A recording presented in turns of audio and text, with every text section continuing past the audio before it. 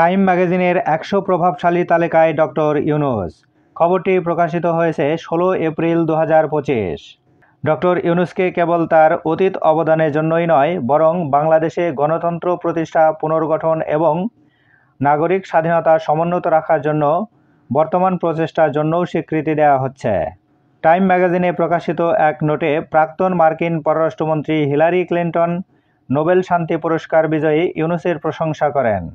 তিনি লিখেছেন, গত বছর ছাত্র নেতৃত্বাধীন এক অভ্যুত্থানে বাংলাদেশের কর্তৃত্ববাদী প্রধানমন্ত্রীর পতনের পর একজন পরিচিত নেতা জাতিকে গণতন্ত্রের দিকে পরিচালিত করার জন্য এগিয়ে আসেন। তিনি নোবেল শান্তি পুরস্কার বিজয়ী মোহাম্মদ ইউনূস। হিলারি ক্লিন্টন আরও লিখেছেন, কয়েক দশক আগে ইউনূস ক্ষুদ্র ঋণের মাধ্যমে সবচেয়ে প্রান্তিক জনগোষ্ঠীর ক্ষমতায়নের জন্য বাংলাদেশে গ্রামীণ ব্যাংক প্রতিষ্ঠা করেছিলেন।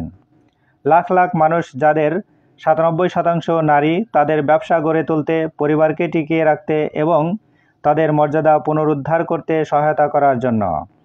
ইউনূসের সঙ্গে আমার প্রথম দেখা হয়েছিল যখন তিনি তৎকালীন গভর্নর বিল ক্লিন্টন এবং আমাকে মার্কিন যুক্তরাষ্ট্রে অনুরূপ কর্মসূচি স্থাপনে সহায়তা করার জন্য আরাকানসাসে ভ্রমণ করেছিলেন। তারপর থেকে আমি বিশ্বের যেখানেই ভ্রমণ করেছি, আমি তার কাজের অসাধারণ প্রতিভা প্রত্যক্ষ করেছি।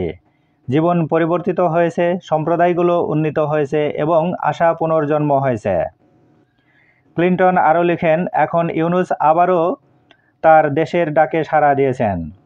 তিনি বাংলাদেশকে নিপীড়নের ছায়া থেকে বের করে আনার সাথে সাথে মানবাধিকার পুনরুদ্ধার করেছেন, জবাবদিহিতা দাবি করেছেন এবং একটি ন্যায়সঙ্গত ও মুক্ত সমাজের ভিত্তি স্থাপন করেছেন।